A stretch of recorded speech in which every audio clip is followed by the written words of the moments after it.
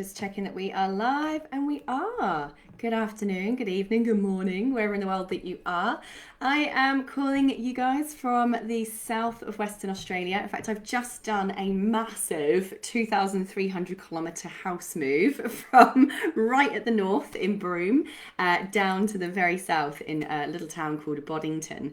So I am still very much surrounded by boxes. You can't see them all around me at the moment, but there are boxes everywhere. I am boxed right out. But the last week, as I've been making my way down south, I've seen a lot of questions come up about online course platforms. A lot of people going in, where do I host and sell my courses? Where do I put them? What kind of platforms do I use? And there's all different kinds of names of platforms being thrown around. So first of all, I just want to share with you that there are three major types of platform that you can sell your online courses from, and they all have very different pros and cons, and I'm going to briefly share that with you today. So first of all, the first type of online course platform that you can use to sell your courses is something called an online course marketplace. An online course marketplace. Now, one of the most famous, well-known online course marketplaces out there is, for example, udemy.com, udemy.com.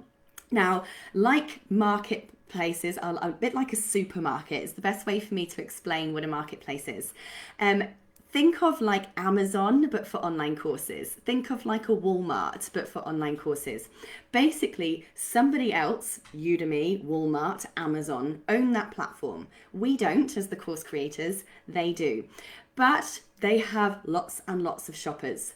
Thousands, hundreds of thousands, millions of shoppers. And in fact, I believe that Udemy now has well over 30 million actual registered students on their platform. And those 30 million people are actually looking to buy online courses. So just like if we sold bread in a supermarket, we would want our bread to be on the supermarket shelf, because that supermarket is bringing shoppers through the door, and our bread is going to sell by default because it just is there. People are looking at it, people can see it, they're going to sell the bread, right?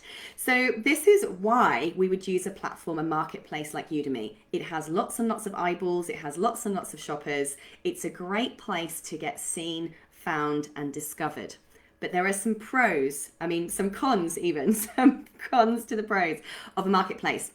And that is that because the supermarket, Udemy, own that platform, the customers belong to Udemy, not to us. They don't belong to us as the person selling the bread or the course on their shelves. The supermarket owns those customers. So we do not get their email addresses. We do not get those all important contact details of those students. But we still get exposure to those students. There's a couple of ways that we can, however, ethically, correctly, within the rules and guidelines, use this platform as a lead generation tool, as an exposure tool, as a way to get ourselves in front of new audiences. First of all, Udemy allow you to have an instructor bio, an instructor's page.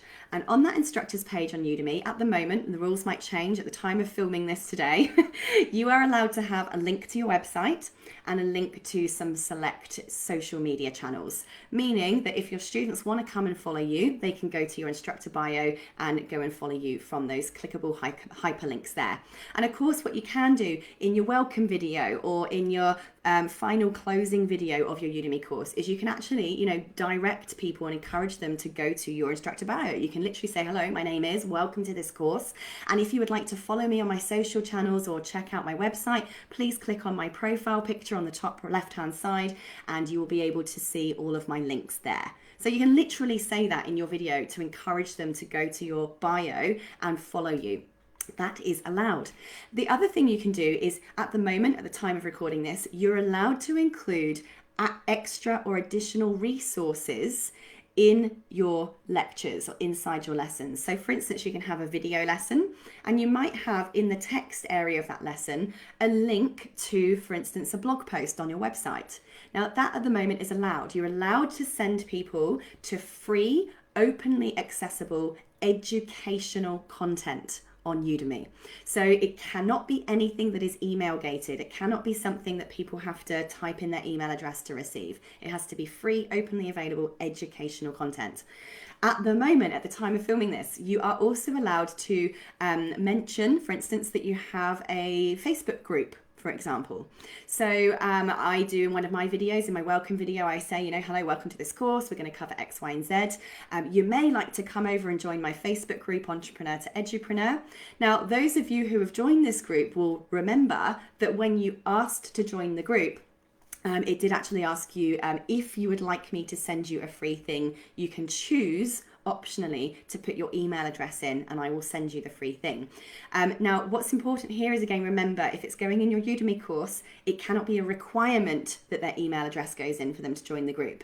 But making it an option is still within the guidelines at the time of recording this. So there's some clever ways that you can use the platform to promote yourself, get leads and exposure without breaking the rules. Now, of course, one of the best ways to get leads is to deliver fantastic content. So make sure the courses that you're putting onto Udemy, first of all, are short, cheap, or free, what I call lead magnet or mini courses. The reason why is because it's Udemy's platform. They actually determine the price of your course. They can discount your course to whatever price they choose, and you're going to be lucky to get a few dollars for it. So you're not using Udemy to become a millionaire. You're using Udemy for exposure, for getting your name out there, getting found and seen by people that otherwise wouldn't know that you exist.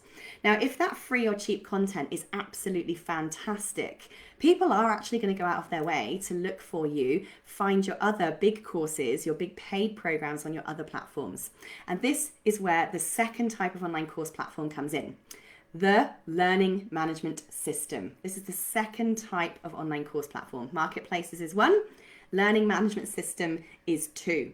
So your learning management system should really be the hub of where your online education system lives, for instance, right? This is where all of your paid programs are going to be. And this is where basically all of your online educational content, programs, courses, mini courses is going to live. A learning management system is a bit like having your own website, right? You buy the software, your web domain, for instance, but you make it your own. It's like your own boutique store. You brand it all with your own branding. You put your own logos on it. You put whatever you like on it. No one's telling you what to do. You own the students, the clients. You own all their information. You can decide how much you charge for your programs. No one is in charge of that other than you. So learning management systems at the moment, the ones kind of dominating the market are Thinkific, Kajabi, Teachable, Zenler, you may have heard of some of those. They are learning management systems. So you either buy or pay a rental subscription fee for the software, like you would as a WordPress website, for instance. You can create your own subdomains, so it can be your own domain name using those platforms. And you brand it all in your own branding. You remove the branding of those companies. You have access to their support and customer service lines and Facebook groups. So it's a really great way for someone starting out with course creation to very quickly, simply, and easily upload your content. And seriously, if you can upload an email, an attachment to an email, you can use these platforms. They are made to be simple and user-friendly.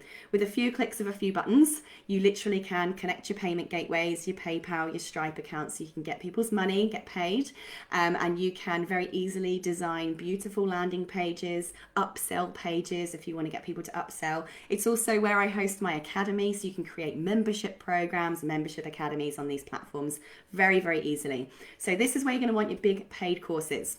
Now, at the moment, my recommendation is Thinkific.